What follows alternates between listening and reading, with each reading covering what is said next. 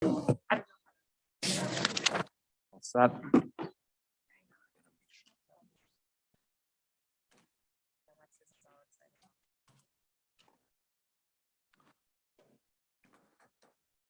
Okay, I'd like to call to order the Roselle School District 12 regular Board of Education meeting at 7:01 p.m. Can I have a roll call, please? Zurich, Here. Hammy. Here. Juris. Here. Humbert. Here. Layer. Here. Magnus. Here. Gowan. Here. All right, and can we do the Pledge of Allegiance, please? Pledge allegiance to the flag of the United States of America and to the republic for which it stands, one nation, under God, indivisible, with liberty and justice for all. Okay, are there any additions or changes to the agenda? We did, I did add an item to communication and we switched up just the order of a couple of items on the agenda, but otherwise no changes. All right, next is communications. Yes, I do have one. We received this late yesterday from our D12 PTO. Dear Dr. Henderson, as a result of profits from the 2020-2021 school year from fundraisers, including Amazon, Box Tops, Cookie Dough, Butter Braids, and various other products and food fundraisers, Roselle District 12 PTO is happy to present a check to be distributed in the following manner. So $1,370 to Spring Hills for PBIS, $677 to Roselle Middle for PBIS, a $5,000 donation toward our Spring Hills playground, and $435 to Roselle Middle for the ice cream at their back to school social, for a grand total of $7,482. So on behalf of the staff and administration, we'd really like to thank our PTO for that wonderful donation, as well as all our parents and community members who participated in the various fundraisers. So that was a great, great announcement yesterday. Okay, just for the public, we will have two opportunities tonight for public comment. So those are forthcoming, but we are going to move next to the public hearing on the FY22 budget. So I need a motion to open the public hearing on FY22 budget, please. Second. Discussion? Life, do you want to just pull your microphone? There you go. Perfect. Thank you. Yeah, just gotta speak right in. Okay, can I just have a roll call on this, on the motion, please? Hammy. Aye. Layer. Aye. Zurich. Aye. Juris. Aye. Humbert. Aye. Magnus. Aye. Gowan. Aye. Take it away.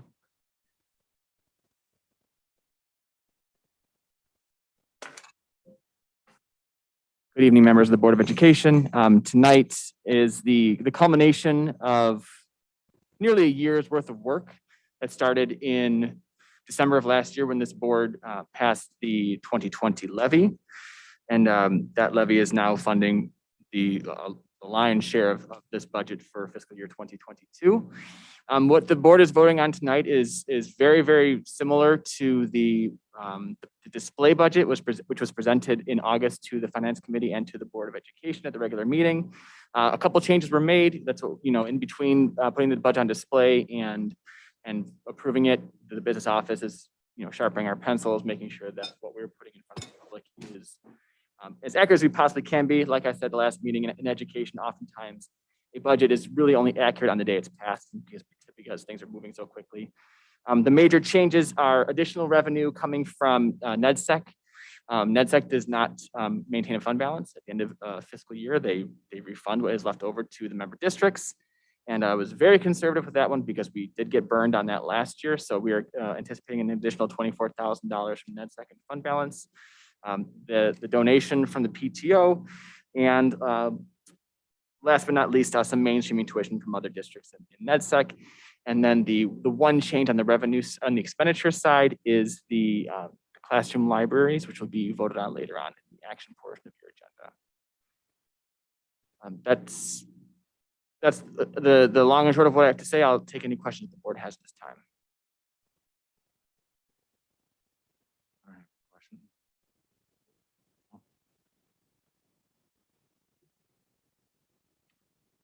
Okay, and before that closes, this is the first opportunity for public comment. So at this time, the meeting is open to the public comments specific to the FY22 budget. In keeping with Board Policy 2:230, we ask that visitors address the board only at the appropriate time as indicated on the agenda and when recognized by the board president. Please introduce yourself and keep your comments to 2 minutes so that everyone who wishes to address the board may do so. Each person addressing the board may do so one time during the public comment portion. The board and members of the administration do not respond to public comments. Questions or concerns will be referred to Dr. Henderson, and you will receive follow-up communication from her office. Do we have anybody that would like to make a comment at this time? No one signed for it. Nope, okay. All right, then I need a motion to close the public hearing on the budget. I move that the board close the FY22 budget public hearing. Any discussion? I just have one question. I see later in the agenda that we're going to talk about the libraries. We'll have a separate discussion about that. Yes, it's a follow-up from last month when we talked about, yes. There's no other discussion. Can we have a roll call, please? McGowan. Aye. Cammy. Aye. Zurich. Aye. Duris. Aye. Humbert. Aye. Layer. Aye. Magnus. Aye. Okay. And we're moving to the second public comment. At this time, public comment is open to general comments and questions. All the same parameters apply to what was previously stated. Do I have anybody? Okay. All right. So start off. Casey Pezarossi.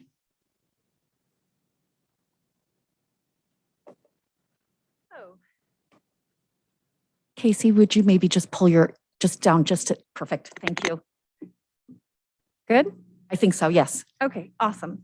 Today, I'd like to talk about supporting our teachers. A long time ago, I used to be one, and I don't think it's fair that our state's government has put our school's administration into the difficult position of following their mandates, which is easy, or following laws passed by our legislature, which is hard. But difficult situations should not be made based on what is easy and what is hard, but rather what is right. I support, respect, and believe in all of our staff members, their commitment to our students, their need to make a living, and their ability to make medical decisions with their doctors. Requiring them to go through medical procedures to keep their jobs is an invasion of their privacy, and our school will lose many good staff members if we allow the state to harass them or if we act as a proxy. Our administration does not have to follow governor's mandates for school staff, and I'm asking them not to. JCAR's ruling 2 weeks ago confirms that ISBE cannot revoke recognition status, withhold funding, or prevent you from participating in sports. There is no wiggle room for losing good teachers in our state. I know my daughter and I would both be crushed if she came in next week and her teacher had resigned or was simply terminated because she had determined with her doctor that these medical procedures were not right for her. Thank you. Thank Ashley Cook.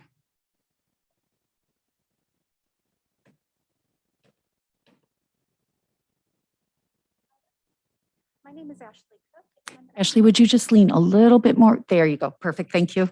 Yep. I'm the mother of a student at Spring Hills. In light of the third grade adaptive pause and all of the other risk mitigation practices, I would like to publicly extend my gratitude to the board, Dr. Henderson, the principals, and the staff of all of the schools. I know that you are facing vitriol from the community and their misplaced anger. And I understand that the decisions you've been forced to make have not been easy. But I appreciate the priority that you have placed on the safety and well-being of our children. You are responsible for not only the education, but the mental and physical health of the kids while they are in your care. And you are handling it extremely well, despite the circumstances. Thank you for doing the right thing, even though it's the hard thing. Thank you. Zach Cook.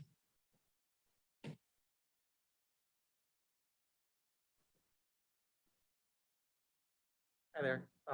Zach Cook, just following suit on that. I know it's been an exceptionally difficult year. I recognize that the mandates are that of the state, so I just want to recognize that there's challenges, to the board, and thank you for all that you're doing and all the decisions you've been making so far to put the health and safety of our kids first. Thank you. Kinga Gall Janik. Adam Korch. Brittany Loftus.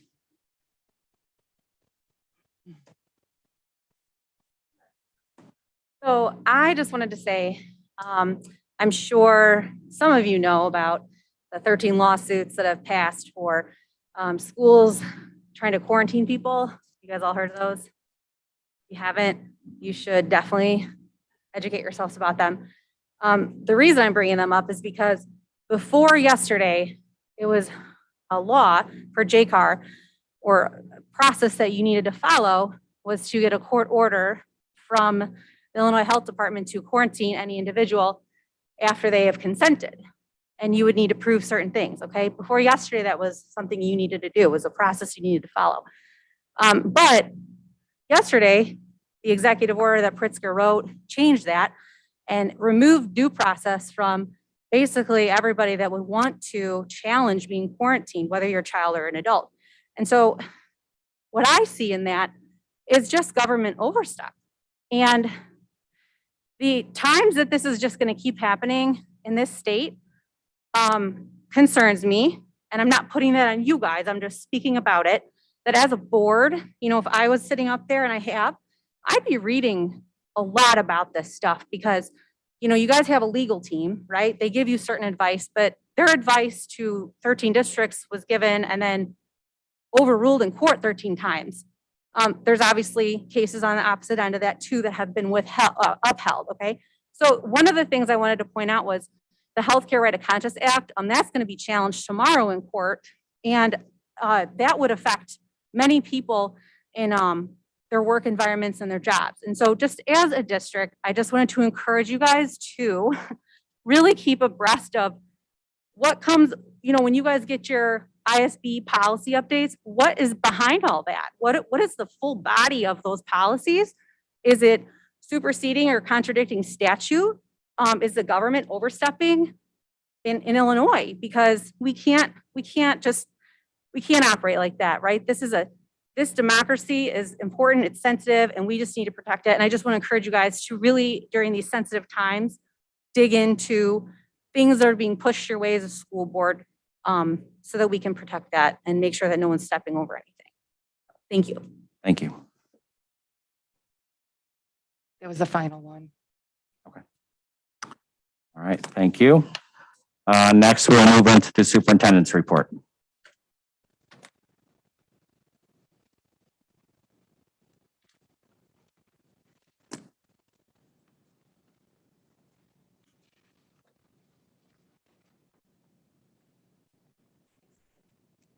Good evening. My report this evening, my portion is going to focus mainly on a COVID update, and then Kelly will get into the far more interesting part of student data privacy. So she gets the fun stuff tonight, and I get the regular old information. Okay. There we go. So I just want to review where we are currently. So when I wrote this over the weekend, we had 8 positive cases since the start of the school year. As you know, last week in 3rd grade, we had 3 positive cases. This afternoon, we had received information and we are investigating possibly 2 more cases in 3rd grade and determining what that might involve. One of those 3 positive cases last week, we are fairly certain was transmitted via the lunchroom. The 2 students sit across from each other at the lunch table. And then as of Monday, we have 2 additional students in the district quarantined because they have immediate family members who have tested positive. And that's all typically what we've seen over the last year and a half.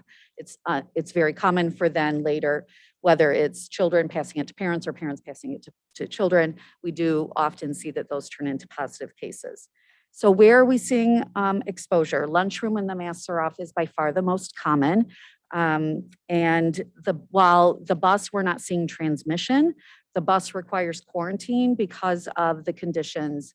The students aren't 6 feet apart and we are not able to have them 6 feet apart. So just a little bit of comparison. I pulled a couple graphs that I showed at the August meeting and then went and pulled the latest information from the weekend. Yes, Kim? Is the bus 3 feet or 6 feet? It is, you need to keep kids at least 3, unless they're siblings. But if they're 6, we would have a better chance of not having to quarantine them. Yes. So in the August meeting, you can see here's, oh, sorry, this is kind of a little hard to manage for some reason. So here's where we were in August. You can see that our stats in August were trending upwards. Here we are in September. And you can see right there is where we were in August. You can see we continued to trend up. Now there's been a nice downward trend, and we're really hopeful that that will continue. This is DuPage County. So this is certainly a little bit more relevant than looking at IDPH data from across the state.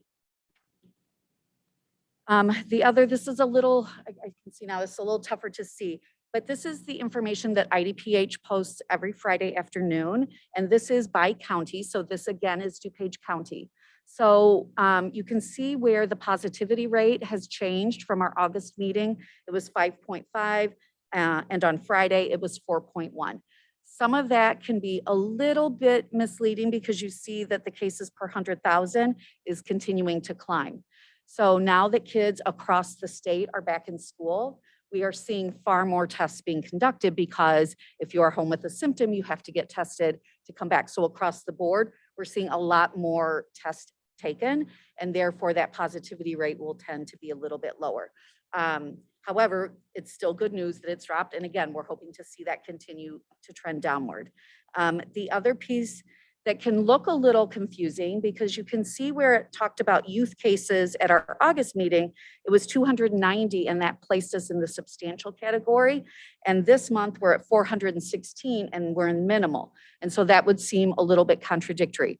The metric for that specific target is that it's a stable number or declining. So what that means is even though it's higher than it was in August, it is either flatlined a bit or is coming down. And so therefore that puts us in the minimal category. Is that measurement timetable just a 1 month or a 30-day? No, they do it every week. So, but stability is measured. Usually they're looking at a 2-week window. So they like to see metrics be at a level for 2 weeks before they would change your transmission level. Okay, so I know when I shared with the board that we were going to have to take that adaptive pause in 3rd grade, one of the board members reached out to me and said she was feeling discouraged because this was happening so much sooner than it did last year. And so I just wanted to kind of give a little bit of comparison of why we may be seeing that. One is the 6 feet versus 3 feet. When we think back to in-person instruction last year, our kids were 6 feet apart. They were facing one direction. They weren't interacting and looking at each other. And they were eating lunch in their classroom where they were 6 feet apart. So that makes a significant difference. We have an increased number of students on the bus. I don't know, Lou, I think it was rare that we had to quarantine anyone last year from the bus. If I thought about, because we only had 2/3 to 75% of our kids in school, and many families were still working at home and were able to bring their children to and from school. The times have changed, and that's just not an option for many of our families. We do know that there's an increased ease of transmission with the Delta variant. Something else we're seeing different this year than we did last fall. Last year when we had kids who had tested positive, they were primarily asymptomatic. This year, we're not seeing that. Most of our positive cases this year have been symptomatic. And what we're seeing is fevers and headache are the most common symptoms that our kids are displaying. Again, something different in DuPage County. 14 children have been hospitalized due to COVID since July of this year, including at least one in ICU. And that was information shared with me from the executive director of the DuPage County Health Department. So what the DuPage County Health Department is saying is that the Delta variant really does impact our kids differently than the previous strains. So what about on-site testing? It was something that we were very excited about when IDPH released its guidance that included a test to stay option. And so that was something we began exploring right away. The University of Illinois has their SHIELD program, and that is state funded. And so we've been in the process of working with them. Something that is incredibly frustrating for school district leaders is that there's a lack of agreement between the CDC, the IDPH, and the DuPage County Health Department on what testing is approved, appropriate, and allowed. So the CDC doesn't really take a stand on tests to stay. It's just not greatly talked about. And CDC is advisory. IDPH, we have to follow their guidance. The DuPage County Health Department, we have to follow their guidance. IDPH talks about test to stay. So what test to stay means, if I were identified as a close contact, I could test on days 1, 3, 5, and 7. And as long as my tests were negative and I continued to be asymptomatic, I could continue to remain in school, particularly when we are fully masked. The DuPage County Health Department, which we have been told by our attorneys and by the health department, supersedes IDPH in this case. DuPage County won't allow it. They don't support it. They don't agree with it. At our meeting on September 13th, we had about a 20-minute presentation why they don't believe it's supported. And then they said, we don't recommend it. We don't support it. We're not going to help you with it. Do what you want. So we're all left a little bit like, okay, now what do we do? So we are continuing to work through the SHIELD process. As you can imagine, a state-funded program that is fairly new with all schools starting at one time. They are backlogged and they are backed up. But we're continuing to explore and see how we might be able to do that.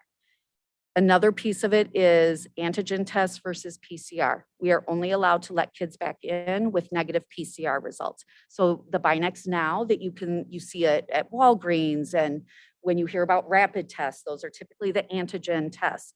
We can't take those results to let kids back in school, whether it's because they were a close contact or they had a symptom or whatever the case may be. Something that is guiding us in our decision is looking at students that we have to quarantine because they either have a symptom or were a close contact. And we're tracking particularly the close contacts to see who later tests positive. Because if we are seeing that close contacts are not testing positive, that makes us feel far more confident about taking on a test to stay program. I believe we have had one of our close contacts test positive, and that would be not only this year. If I go back and look at our data from last year, it was rare, if ever, that we had a close contact test positive. Now that's a school close contact. It's different in your household because for many families, it's difficult to fully isolate someone in your house who has COVID from the rest of the family, particularly if it's a mom or a dad. But we are looking really closely at students that we are quarantining due to close contact at school. Because again, with the other mitigation strategies we have in place, our goal is to be able to find a way where we're able to keep them in school. So that's continuing to evolve. I will continue to keep you informed about that. Our DuPage districts, again, are staying very closely collaborative so that we can figure out how to make this best work for us and our families, and most importantly, our kids, so that we can minimize the number of times we have to quarantine kids. Any questions? I have a question. Sure. So so the SHIELD program is the saliva testing. That is correct. It is a saliva and it's a PCR test.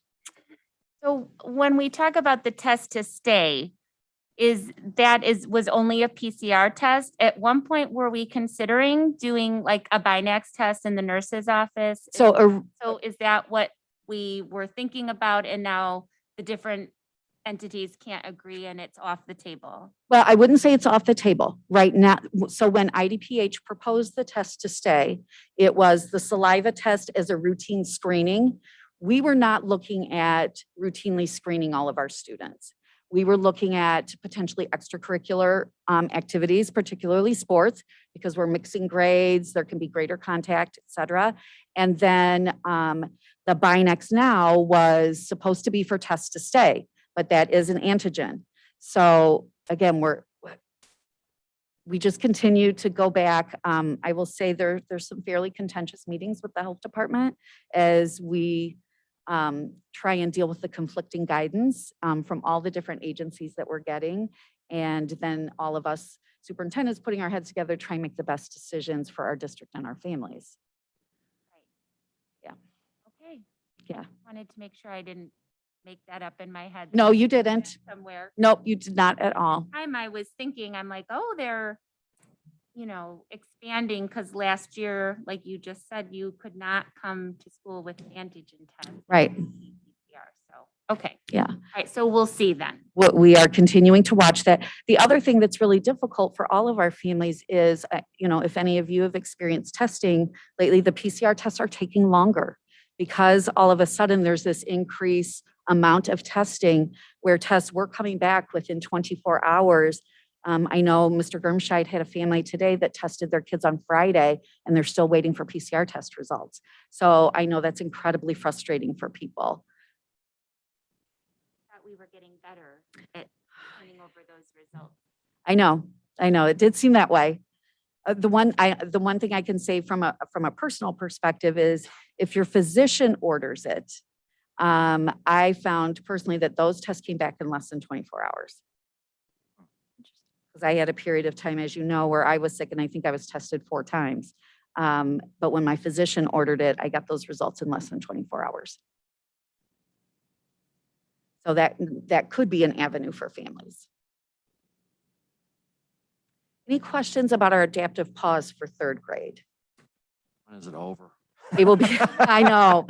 I had They to will, tell the bus driver today that one of the kids down the street was on adaptive pause, but I couldn't tell her when the end date was. So, they'll be back September 28th, okay. next Tuesday.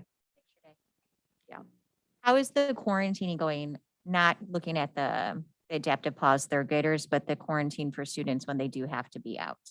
So we're seeing that I think my guess is for families, for many of them, it's incredibly frustrating when one child has a symptom and then all the kids are at home. So we are seeing in most of those cases where the test is negative and then the kids are all getting back. But again, it's a matter of how quickly those results are coming back. So for the students who have like a family member test positive, so now they're home on quarantine, so they're able to log in. for Beginning on their classes. 2nd day at home, yes. So Yeah, how so is that gives the working? teachers time to pull their materials, get things to the family, because it's more than just a device. It's some of their other resources and materials as well. The other one thing I would mention is with this sort of disagreement among different health agencies about quarantine, one is the length of quarantine. So if we think back to last year it was a 14-day quarantine if you had a symptom or you were a close contact, and there was no negotiating that.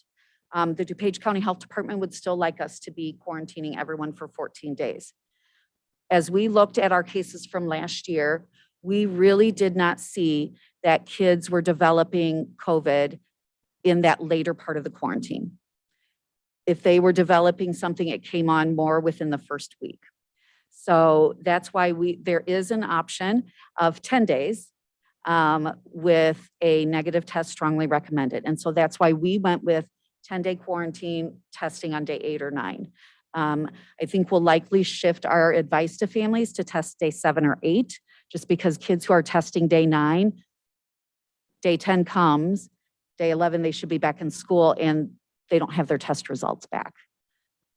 So that's where we are with quarantine. Could you reiterate what protocol do you want families to follow when they need to keep their child out because of either possible exposure or a symptom? Do you want them like principal or just the front office? What type of contact do you? So typically they're either calling the health office or they're calling the absence line or, I've been at Spring several times over the last week at the start of the day. And, Dawn is taking a lot of those phone calls in the office. So calling the school office or the health office, either one is fine, or emailing them too is okay. I was gonna say, we appreciate the work you're doing. Are the teachers doing asynchronous when those students are out, or is it a designated? They are doing both. So they are doing at elementary, they are focused really on ELA and math, and they are doing live instruction with the kids. The kids are remote learning, joining the class remotely for the direct instruction portion, and then either a small group or one-on-one check-in. And then at RMS, they're going through each of their classes and doing that.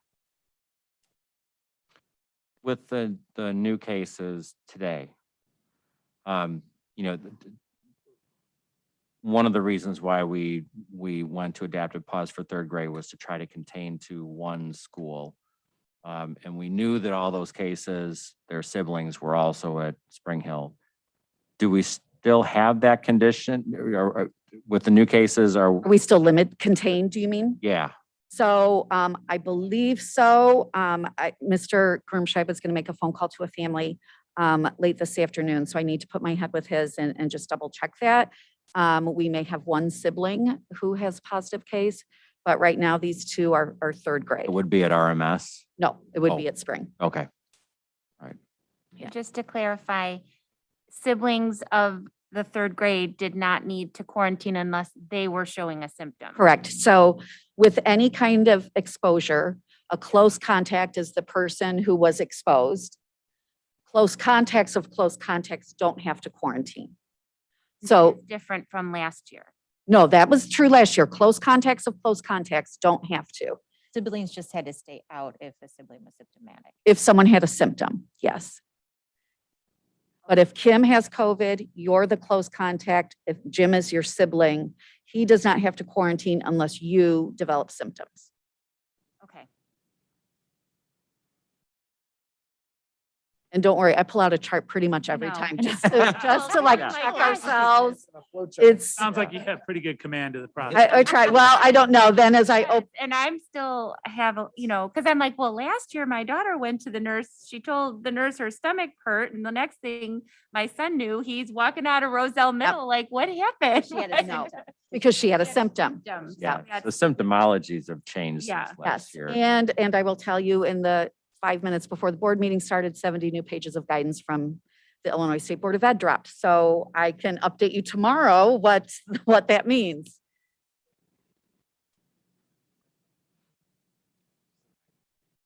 But again, our teachers adapted on a dime. Over the weekend, our third grade team, one of our instructional coaches, the special ed teacher that supports that team, Mr. Gurmscheid, Mrs. Patel, Mrs. Lynn, and I were on a Zoom meeting on a Sunday evening, just making sure we had all our ducks in a row and everything was ready to go. And that's an incredible level of dedication to our kids and to our families. And I just can't say enough about how great they've been. Yeah, I would like to recognize that too, because when I heard about that, and it seemed like it was coming more from the teachers that they wanted to do that before, getting into the throes of things on Monday. That is the behind the scenes that, anybody that's married to a teacher knows this is that, it doesn't just end when school ends, and the weekend doesn't always mean it's a weekend. So I just want to thank them. Thank you. I appreciate that. Okay, and that is the end of my report. Kelly's up next.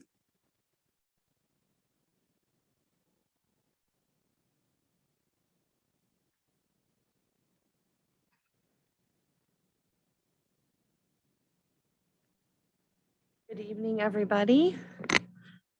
I have been asked to come today and provide some information about one of our new student data privacy laws, and then just give a little bit more information about all of the laws and what we're doing in District 12 to keep our students and their data safe. And our vision in our district is to prepare our students to ethically engage in a global society. And for them to be able to do that, we really want to give them access to educational digital tools that give them opportunities to be creative, to think critically, to communicate, and to collaborate. But there's a tricky balance. We really want to support students' autonomy and dignity when learning, because those are both crucial parts of being a scholar. But we also need to balance that with monitoring them and watching what they're doing online, because that's also important to keeping them safe and teaching them how to keep themselves safe. So we do have a lot of laws here in Illinois that focus on us keeping students and their data safe. When we're talking about students and how their information is being used, making sure that it's only being used for educational purposes, that they're not divulging too much personal information, that they're not being coerced into providing any personally identifiable information and some things like that. So we have several laws in Illinois about student data, whether it's about laws where we cannot work with vendors that sell or purchase data. We have laws about the way we keep our records. We have laws about how we maintain security when there's any financial data. We have laws about parents, guardians' access to information and how we keep data confidential. And we have laws about making sure that we're not giving students opportunities to divulge personal information on surveys and evaluations and things like that. We also have laws about making sure that the school district doesn't force students to give up any of their personal passwords, whether it's social media, and some things like that. There's been a few court cases where there's some now the right to privacy law and a lot of little nuances that go with that. We have laws about sensitive information and how we maintain privacy with students with special ed and 504s. And we have laws about how we maintain confidentiality with any records when it comes to any sort of mental health records that we keep. We also have rules about teaching students digital citizenship and teaching them how to stay safe online. And then we also have some laws about making sure that the students' information that we provide to vendors is being used fairly and securely. One of the big laws that we are really focusing on, of course, because as we continue to use more and more tools and we take adaptive pauses and everything with the pandemic, it really gave us opportunity to try some new things, but we have to make sure that we are following all of the protocols and safety measures for that. And a big one of those is COPA. And it's making sure that ed tech tools that we're using follows all of the data privacy parts of COPA for students that we are representing in lieu of their parent and guardian. But in recent years, as more and more information is being shared digitally and state testing is digital, and there's a lot of sharing of student data back and forth, and also in our world of more data breaches, identity theft, some of those other bigger concerns, more laws have come down to really help regulate the information that schools share about students and the information that vendors may hold when we use any sort of operators or digital applications. So those new laws really are to safeguard the students when they're on a website or when they're online. And it also requires us to have more transparency about all of the different things that we are sending students to for educational purposes. It requires that we need to have contracts with vendors, and I'll talk a little bit more about that in a little bit, to ensure that they're following our security measures, and that there are parts of these laws that we are responsible to notify parents within certain amounts of days, should a vendor that we operate with have any sort of security or data breach, if they house any of our students' information. We take this very seriously. We work diligently to make sure that we're following these, not just because of the legal obligations, but because of the ethical things that we want to make sure that we're doing to keep our students safe. So this summer, the most recent law passed is the Student Online Personal Protection Act. And this is new, and it has several components to it. But the big ones are that we have to have a signed data privacy agreement with any ed tech tool, which they call an operator, that we are sending students to, whether it's a free tool or a paid tool, if it's collecting any student data or information. And we have to publicly post all of those digital tools, their privacy policies, our data privacy agreement with them, and have that readily available at all times on our website.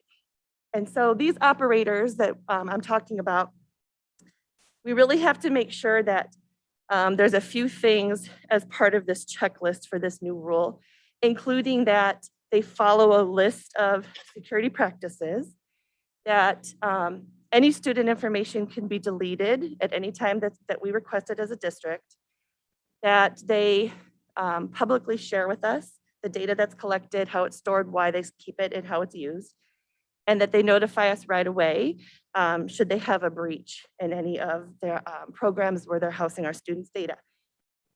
They also cannot target advertising. They can't take those profiles and use them for any sort of non-school purposes. They can't sell or rent any of our data. And they have to we have a 22-page data privacy agreement about everything that can and can't be disclosed. So we rely on a lot of technology, but we have a big responsibility here to make sure that all of those appropriate protections are in place before we tell a student to go to any sort of website, URL, application, and make sure that everything is following all of these agreements before we let the student use it. So this year we've started a few new procedures. The first is we have an application request form for our staff. So staff cannot send a student to any website, online application until it has gone through our entire vetting system, which has a lot of positive opportunities there for us as well, because we really can hone in on the plan for how it's being used, how it aligns to our state standards, how it will support the students' learning, how is it differentiated, how much time will students be on it, how closely connected is it to our curriculum. All of those things they have to answer before they can go through this process with filling out a request. And then the second step from that, after we get a request, is we go through the privacy policy of the vendor and make sure that it's COPA compliant. So in lieu of a parent or a guardian for students that are under the age of 13, COPA allows us to act as that parent or guardian. So before we want to send a student to a website that might not be safe, and since it's our responsibility because we're the ones that are representing the guardians, we have to make sure that it's all COPA compliant. We have a checklist for that. And then it goes through from there, if it is relevant and supportive of our curriculum, and it is COPA compliant, then it goes through a vetting process. So I go through all of the different parts of the privacy policies and how they collect data to make sure it's SOPA compliant. So some of the things I need to look for are what personally identifiable information might be collected from that vendor, and does the vendor commit not to further share student information other than just for the educational reason that we would be using it. So basically they have to clearly state on there that they promise they'll never sell any of that data. Does the vendor create a profile of students other than for that educational purpose? So they're not allowed to copy data or make another profile mimic our profile, mimic our data in any way. When we cancel the account or we delete that app, does the vendor provide data and information and evidence that they have also disposed of that data? Does the vendor claim that it can change its privacy policy without notifying us? Because then it would not be compliant for us. We have to know if they sell their company to another company, we have to be notified to make sure that all of those privacy things are still in place, and then we have to get a new agreement with whatever that new vendor is. Does the vendor say that if they sell off their company, that all bets are off? If they sell or they merge with another company, we have to kind of start over and make sure that all those protections are being adhered to. And then we just do a search to see if there's any other red flags that have been indicated by this vendor through anybody else's vetting process that we should take a little bit of a deeper look at. Once we go through that vetting process and it looks as if it would be compliant, then we contact the vendor to see if they'll go in an agreement with Illinois Public Schools. So I did link on there, just for your enjoyment, the 22-page data privacy agreement that has to be signed between Illinois school districts and each vendor. Once they agree to sign that, and several have not, once they agree to sign that, then all of those resources have to be posted to our website.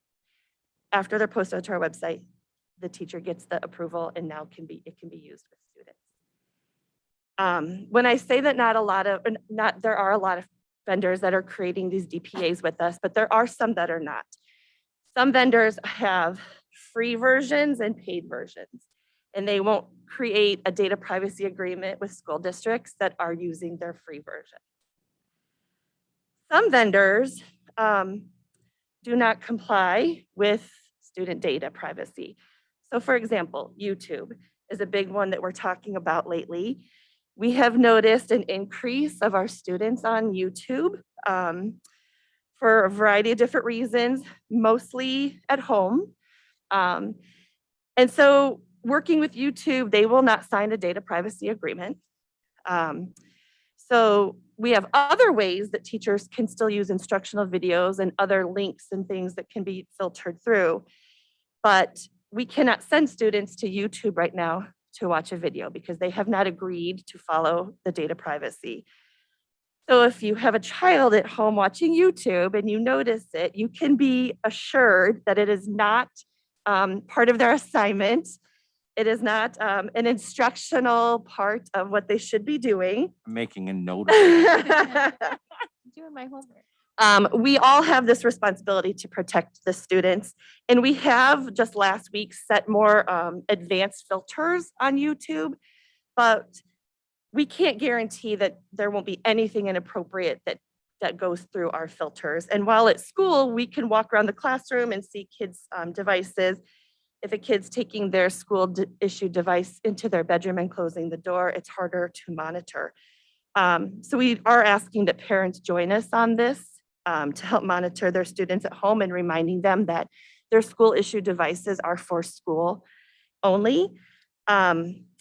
We are considering shutting off YouTube right now because of things that we're seeing, but we're hoping that with supporting, with support and talking to our families and continuing to work with some students that are kind of getting flagged as being on that a lot, and with additional filters that we've just turned on that we're hoping we won't have to, because there are a lot of great educational uses for students for that. We just have to make sure that they're using it appropriately.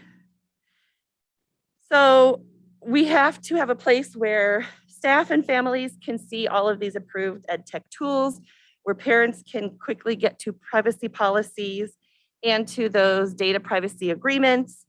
And so we are using a Learn platform because it does all of those things and houses all of that, but it also gives us an opportunity to really evaluate and compare our products, for us to analyze the usage, the educational impact, and the equity on how these tools are being used. It'll help us make more data-informed decisions for budgeting money and what we're spending money on for educational tools. And then again, it will just help us ensure that we are in full compliance with all of these standards. So when you go to our website, sd12.org, on our tab for parents, on the bottom, you'll see a link to data privacy. So here is where all of those requirements are being housed. We have our notice about SOPA. But in addition to that, I put in a few videos and documents and a couple other resources to explain a little bit more to families about what those are. We have all of the different data privacy laws that need to be posted. And then here is where we're housing all of those data privacy agreements in our Learn platform. So all of these apps, URLs, websites have been vetted, and it'll tell you here whether or not they've been approved for students and staff to use, and whether they're compliant, and some of them are not. So some of them have already shown that they aren't compliant or they won't fill out a data privacy agreement. So those are on there as well, because we ask that the teachers come here first and not keep requesting the same app over and over again if we've already gone through the process. For any of these that say compliant, this is where all of that required information on our website is being stored. So it'll take you to the terms of service, it'll take you to their privacy agreement, privacy policy, and then it'll take you to the data privacy agreement that vendor has with public school districts. And so this is a place where we are housing all of those things that are required in SOPA. But wait, there's more. But besides just following the laws, and again, like I said, I know those are obligations legally, but we also take that seriously because ethically we want to make sure that we're protecting our students. There are a lot of other things that we're doing as well. So we use a program called Securely, and what that program does is it's monitoring our devices when students do a web search, a video search, when they're in and typing in any documents, or even when they're making a comment box in a document.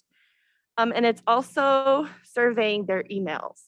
And it's looking for words that have to do with violence, self-harm, cyberbullying, or anything really that's inappropriate. And when those things are found through Securely, they get flagged. And then those flags come to me. And we have kind of a risk assessment protocols, if you will. So some of things that get flagged are just kind of silly. Some things start to get a little bit more inappropriate. And then we get kind of down the risk where now it's time to notify the principal, possibly a social worker. Then we go down, now it's time to notify the parent. And then we get down to it's time to maybe call a police officer in, or we have a self-harm situation we need to deal with right away. So we are monitoring those 24/7, and that's on the students' devices, whether they're here or at home. So that's being monitored at all times. And so that's anything that they're searching for, not just in their emails? Emails, when they're typing in a document, when they're typing in a chat, if they're making a comment in a document, when they're doing any kind of searching, video searching, image searching, all of those things. Basically, anytime they type, it's watching them. So when they type, how do I get Securely off of my Chromebook? Wait, we get a flag about That that. happens a lot. How do I unblock Securely? Probably the biggest hit. And then in addition to that, we have another avenue through Securely called Chrome Tools. And that is kind of a teacher's dashboard so that they can see in these little boxes of all of what the students are on at that time live. That was really helpful for when we went remote, because the student might have a Google Meet on and be on camera, but have another tab open of something completely different. So the teacher can see what that student is on and can send them an individual text like, okay, get off NASCAR, we're in math class, and then watch to see if the student responds. And then if the student didn't respond, the teacher can actually close that tab off that student's computer. And if it continues to happen, they can block that tab. So it helped the teachers really monitor and make sure that the kids were all on task. Parents can- get that text message too. I'm sorry? Parents get that text message too. But wait, there's more. There's more, Kim. This is also helpful in person. We don't want the teacher standing in the back of the room monitoring the screen when they could be walking around and interacting and doing that as well. But when a student is, or when a teacher is maybe working with a small group of students and the other students are working on some independent work, the teacher can check and make sure, could have a screen up and just to make sure everybody's on task. But again, we don't really want it to be about like the got you and always monitoring. We're trying to teach the students how to be more responsible, safe online, but that's just another way we're trying to keep our kids safe. And then the most recent thing we're investigating right now is called Securely Home. So what we're learning right now about Securely Home is we would have access for our families to download this app. And it would provide families more opportunities to monitor what's happening on the devices once they're off our Wi-Fi. So for example, there are certain rules that we have set at school that maybe when the students get home, you would want to change that rule. So for example, right now we don't have YouTube blocked as a district. We have filters on it, but it's not blocked. But maybe at home, you want it blocked. So you would be able to set the own rules for when they're on your Wi-Fi. You would also have in the middle there, opportunities to see all of the activities that your students have been doing while they're at home and any of those things that have been flagged. In addition to Securely Home, you can set offline schedules. So you can set when that would shut off, for example, like bedtime. You would have access to shutting off and making that device offline for certain hours in your own home. And it also gives parents opportunity to pause the internet. So whether it's dinner time or whether it's time to get ready to go somewhere, that's always where I would love that part as with my kids, that you would be able to do that from an app on your own phone. So we are currently investigating it. We think it's a great opportunity for families. We're just trying to learn right now about the upload of the parents to have it connect to our student devices.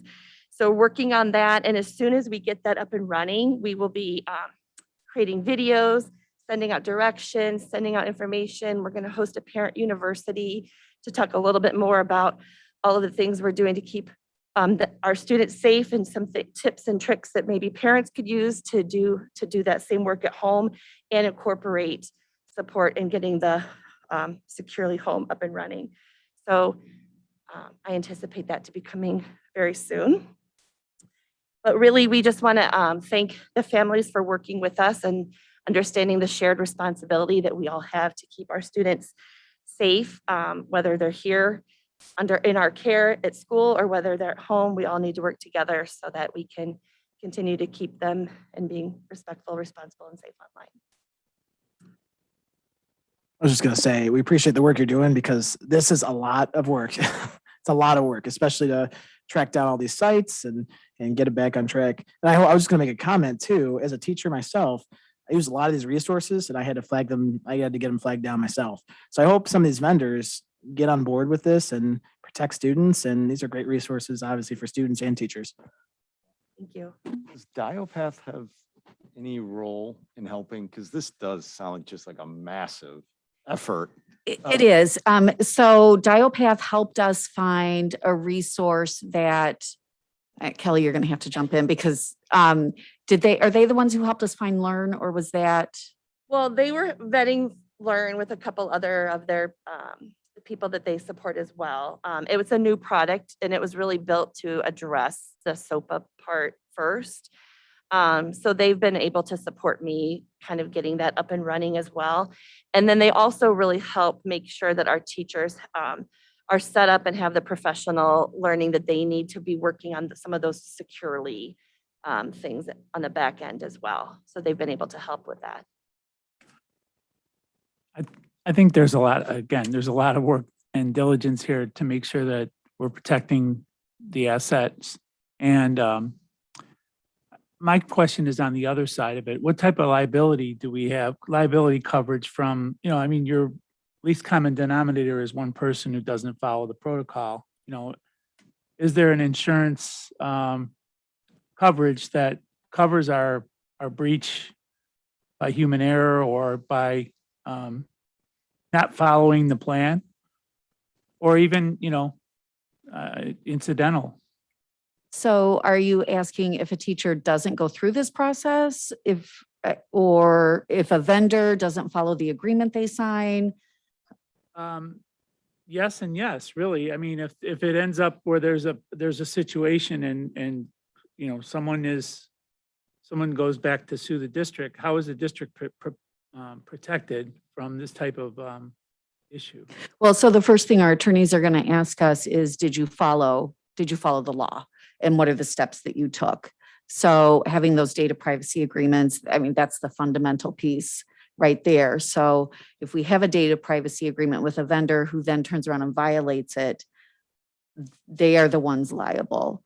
However, when you see that long list of resources we use, it's also a reason to really narrow our focus, because whether it's liability or not, I think all of us up here as parents are like, I don't want my child's information out there. So being very thoughtful and cautious, and having Kelly oversee this is a great avenue because she knows our curricular resources as well.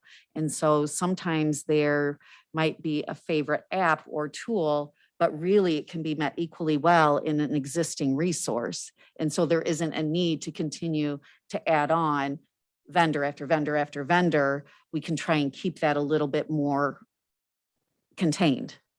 Yeah, I mean, I'm good with that. I'm wondering about the legal aspect of, are we insured against if something does come through and it was because we didn't follow someone didn't follow in the chain, your least common denominator didn't follow the protocol, or, went rogue, or, how are we protecting the district financially?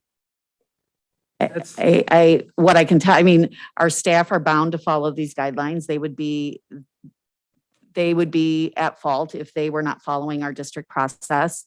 And if the vendor's not following it, we have a signed agreement with them.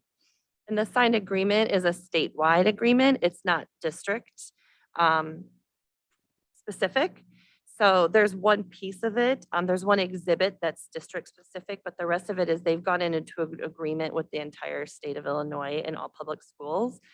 So if they ended up not following, that, then that would be on them because they're putting this in writing. I mean, for many of these companies, school districts are their primary client. So if they're not willing to protect state student data, they're not going to have business. They won't be able to stay in business because no district is allowed to interact with them if they're not signing on and protecting student information. How would we know if there was a breach?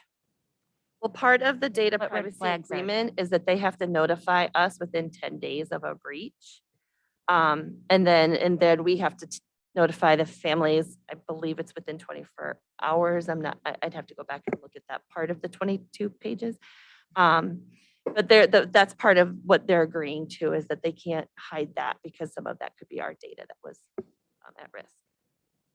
I just want to follow up on James's question too. Dialpath would be able to help based off their scope with this? Sorry, I must have missed what you said earlier about Dialpath. Would they be able to help with? Well, they're not they're more level 2 right now. Like, they're not pulling data privacy agreements, but they're helping get all of the systems and stuff ready. And so they're supporting the back end of all of that. Does that answer your question? That does. Okay. Any other questions? Thank you. Thanks, Kelly. A lot of work.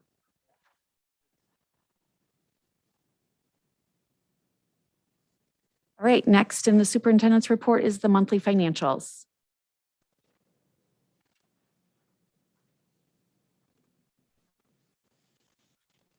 Included in the board's packet this evening is the analytics for the month ending August 31st, 2021.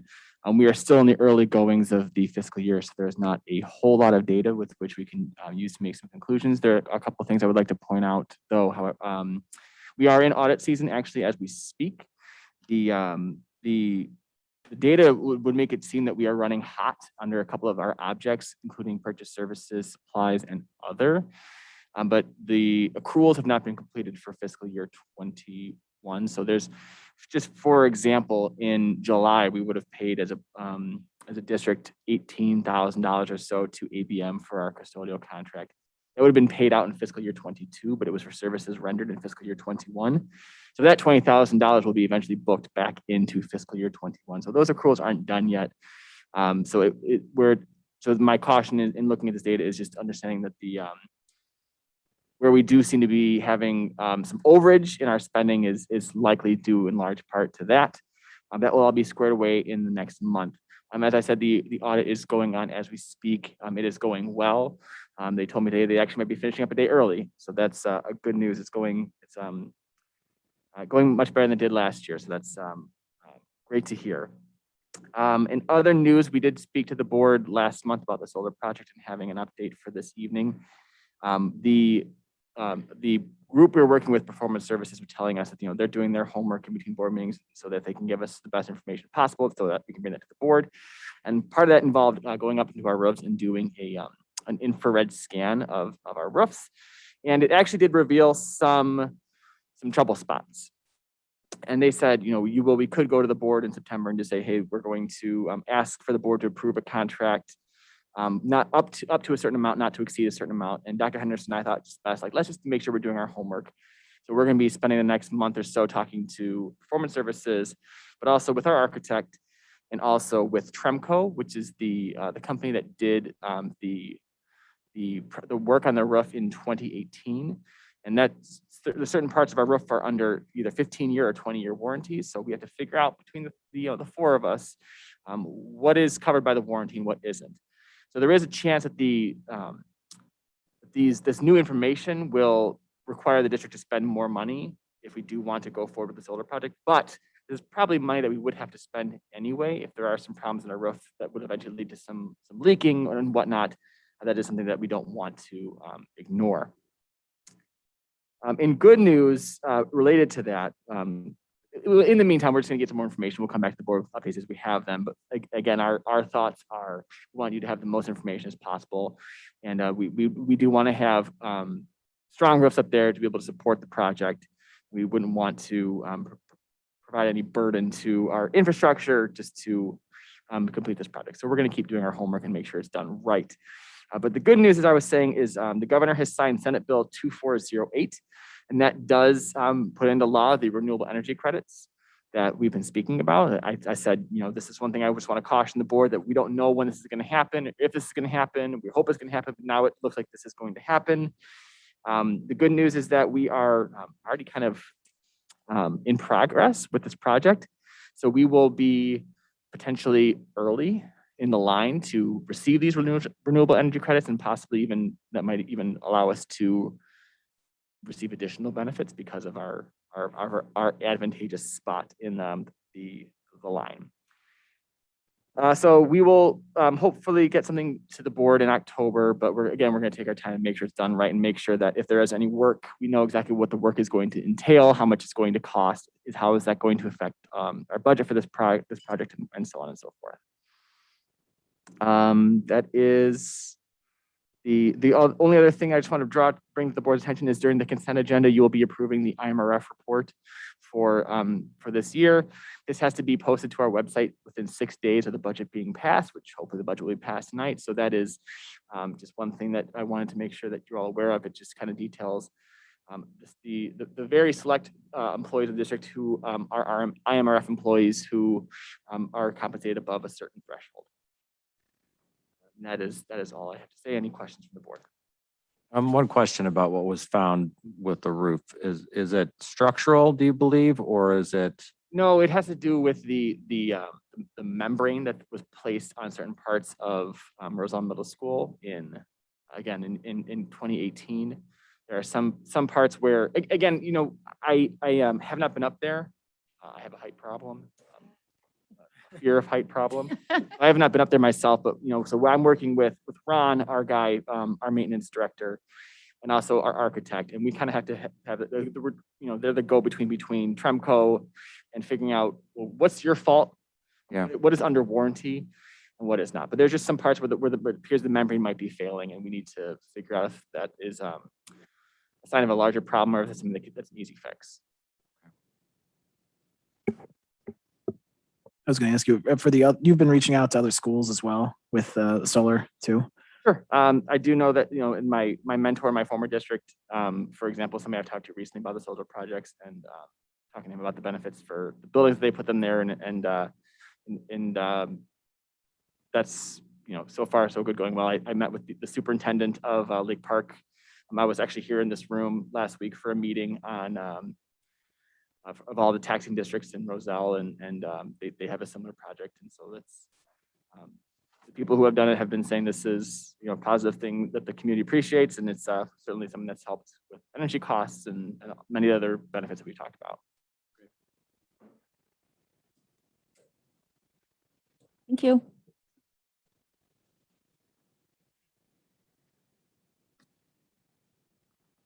Okay, is that everything on the? That is everything for the superintendent's report. Okay, very good. All right, the next part of our agenda is to approval of consent agenda items. Would any member of the board like any of the consent agenda items removed from the consent agenda and discussed separately? If not, I need a motion, please. I move that the board approve the consent agenda items as presented. Any further discussion? We have roll call, please. Blair. Aye. Juris. Aye. Zurich. Aye. Yummy. Aye. Humbert. Aye. Magnus. Aye. Gowan. Aye. All right, moving to action items. First action item is to approve the FY22 budget. Can I get a motion there, please? I move that the board approve the FY 2022 budget as presented. Second. Any further discussion? Okay, roll call, please. Juris. Aye. Gowan. Aye. Zurich. Aye. Yummy. Aye. Humbert. Aye. Blair. Aye. Magnus. Aye. All right. The next is the approval of the superintendent's contract. I move that the board approve the superintendent contract for Dr. Mary Henderson. I second. Any discussion? Have a roll call, please. Humbert. Aye. Magnus. Aye. Zurich. Aye. Yummy. Aye. Juris. Aye. Blair. Aye. Gowan. Congratulations, Mary. You're stuck with us. Thank you. You're stuck with me. Thank you. I couldn't be more thrilled. We're happy to. Not us too. We're very thrilled. Next is the approval of the MOU between the REA and the Board of Education. Can I have a motion, please? I move that the Board of Education approve the MOU between the REA and Board of Education. Second. Any discussion? So I would just like to express my appreciation for the Roselle Education Association. This is the union that represents our certified staff.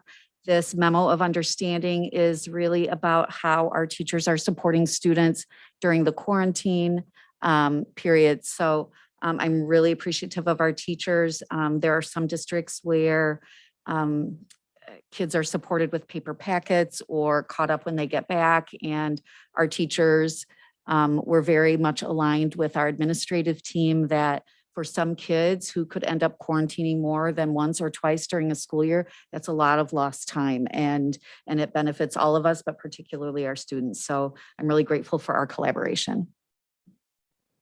I'd just like to say, I think that I'm not surprised, and consistently the teachers have stepped up from the beginning of this nightmare throughout. And it's just tremendous to see the support that the students and the families get from the teachers. So thank you, everyone.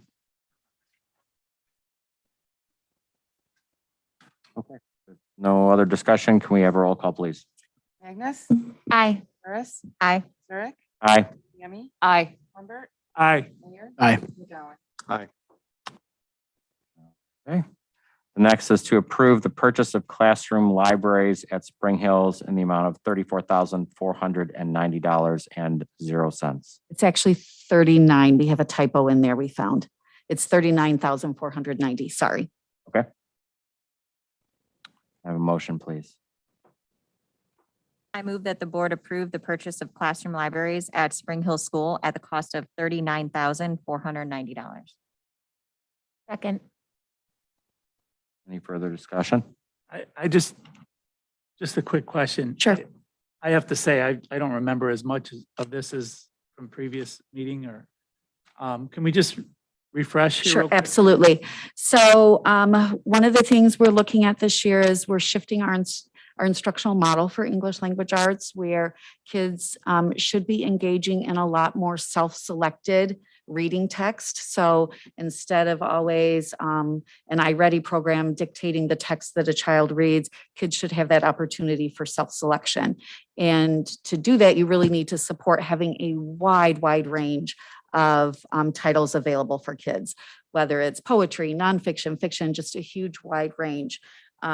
We know that oftentimes our teachers are spending their own money for a classroom library, and for teachers who are just graduating out of college, and particularly at elementary, that's often the teachers that we are hiring, that really comes at a burden. And so when we had a successful financial year last year that left us with a surplus, I really could think of no better use for some of that money than to invest it in our classrooms. So we're starting with Spring Hills, and as this model and framework really begins to get going at both schools, we'll work with our middle school teachers to see what they may need to. Sometimes at middle schools, they rely a little bit more on their library. So it could be we'd be investing more money there, but we'll work with them. But at elementary, you want to have a wide range of titles so that at any given moment, every child has 5 or 6 titles at their desk. So if they finish one, they're just moving to another. I think I shared at the last meeting, one of my sons was a notorious book shopper. So it would be time to be reading. And his way of getting out of that would be like, oh, I'm finished with the book. I think I'll shop for a while. And then as soon as the reading period was done, oh, he might find a title. So it gives enough resources so that kids always have a lot to choose from. Will the teachers select the titles, or how does that work? So at kindergarten, each classroom gets 200 titles. On the other grades 1 through 5, it's 300 titles. We've worked with a vendor who does the curating, because they give a certain number of titles that are at grade level, and then some that are below grade level and some that are above grade level, so that there's a nice variety. And they also do a nice job blending nonfiction, fiction, and all very high interest. I do recall that part, by the way. I am connecting the dots now. Thank you. Yes, you're welcome. Wasn't there a picture of one? I think I just pulled a classroom just library. pulled it. Yes. Yeah. I was just gonna say, great idea, and I think it encourages more reading, and it just gives those students more opportunities to get more support. So It does. And quite honestly, the best way to raise student achievement in reading is to increase the amount of time kids are reading. And when you can do that with titles that a child selects so that they are capturing their interests, you just engage them even more. Does the vendor we're working with have any sort of renewal program or, refreshing program from year to year? They have besides just a general classroom library, they also have different kinds of sets. So if you'll recall in the strategic plan, we're looking at doing some equity audits. And so they do have some multicultural titles. So, as we begin to continue to grow and evolve, one of the things you want to do is make sure that you have text that children can see themselves in. And so there's all kinds of opportunities to continue to build and enhance. For this price, we get the sets, Yes. and then any refreshing in so many years is another investment. It would be another investment, yes. But you continue to have these books, yeah. that You can keep these. Yes. And then, yes, exactly. And then you can add to it as you choose. I'm sure too, I was gonna ask it, you'll probably have a place to store all these if a class needs another like leveled type of book, and I'm sure. Yes, we, rather than get storage, now we're going to work with the teachers because every teacher organizes their classroom a little bit differently. But yes, Yes, storage is a big deal. You know that, Tim. For sure. Yeah. Okay. Can we have a roll call, please? Juris, Aye. Agnes, Aye. Zurich, Aye. Tammy, Aye. Humbert, Aye. Mayor, Aye. McDowell. Aye. Okay. Next part of our agenda is board communication. Do we have anything here? Did we want to discuss board committees? Yes. Yes, okay. So we have our finance committee, and with Rob Bisekli's retirement from the board, did you add a third member to the finance committee? We did. I Okay. talked to Chris, who had expressed interest when he came on board, to the board, to join that committee, and he has accepted. And so he will fill Rob's shoes. Those are on the big committee. shoes. I know, I was about to say. You're ready. You're capable. So, yeah, excited to have Chris be part of the committee. Great. And we are anticipating, get excited, we're anticipating about a 500-page press release for a policy committee. So I have to delete a. you are welcome to step off of Just policy. which one I'm. Wow, what a timely event. But that leaves our new member, Amy, with an opportunity to join us on policy. I'll do it. I'll do whatever you want. No, Tim is on policy. Typically, joining policy as a new board member, it really helps get you grounded in school board governance. We typically do a pretty efficient job going through those press releases. And we meet as they come out. So I'm anticipating it, I would say this fall. So get ready. I'm ready. Okay. Amy and Kim and Tim. And then I know one of the things that will be coming up is it happens at Triple I, Blythe. I don't know if it's called the IASB delegate, Yes. the voting delegate. And I know since I've been in the district, you've represented us. I'm happy to give that to somebody else that's planning to attend.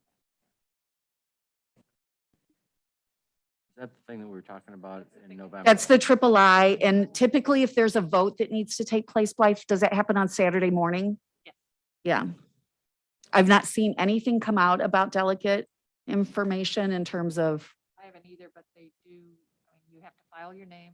okay, And then when you get there, you go up and you register and you get the little ribbon. And so there is some formality okay, to it all. And you need to be there. But yes, it happened in the morning last time we met.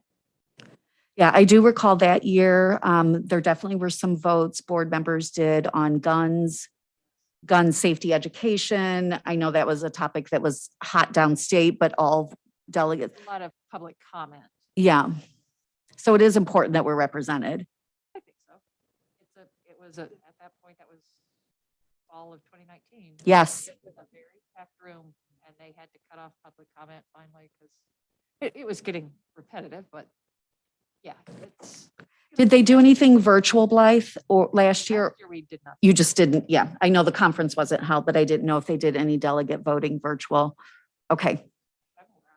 Okay. I mean, as of right now, Triple I is still on. So I don't know if there's any board members who were thinking of going on Saturday that would like to be our delegate. I was planning on going on Saturday. So It's somebody else is. interesting, and it just follows parliamentary procedure. Don't be intimidated. Somebody sat beside me and he was all nervous because he wasn't sure what to expect. And it was fine. Yeah, I can't go on that Friday, but if the vote is on that Saturday. Well, it was, and I hope. I think that typically is when it is. It'll come out in the agenda because it's a big deal. I mean, that is a big draw meeting, so I'm sure it'll be on the agenda. Well, and I can, if you're willing to do it, Kim, I can reach out to Dee Sure. at I was IASB. planning on Saturday. Okay. You know, I'm undecided, but I'm tentatively going. Okay. All right, so between Kim and Steve, and as I told Kim, I'll reach out to Dee Molinaire too, and just see if she has any heads up on information about it. Okay, great. Okay, SC, pardon me? Yes, would you like to say on that sec? Okay, fabulous. Didn't we have a SEL? SEL task force, yes. We are looking to kick off our community members and staff in October. Steve, I know you were on there. I can't remember if Kim, were you? Yes. Okay, great.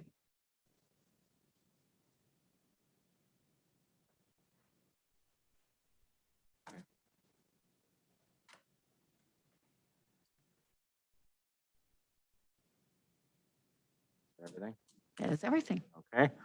Now we are at social media posts of the month.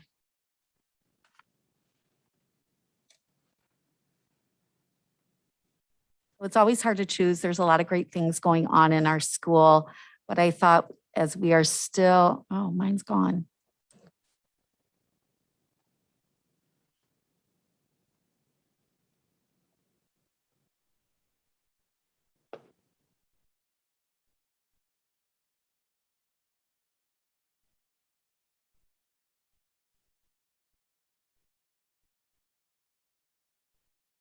There we go. Thanks, Kelly. So this is from Amanda Lumberg, one of our kindergarten teachers, and you can see a few things here.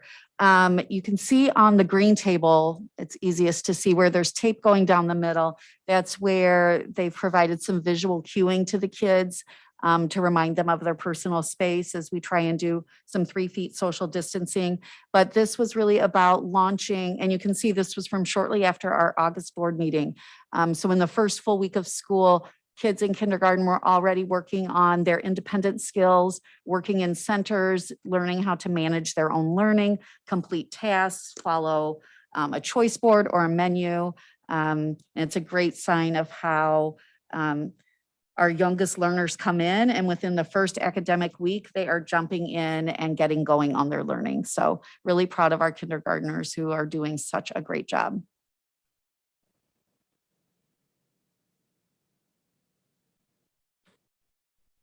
Very good. That brings us to the end of our agenda. So if I could have a motion to adjourn. Move we adjourn the September regular board meeting at 8:28 PM. Second. Discussion? I don't think so. Roll call, please. Kami, Aye. Humbert, Aye. Garrett, Aye. Lewis, Aye. Layer, Aye. Agnes, Aye. Miller. Aye. Okay, you're adjourned. Thank you.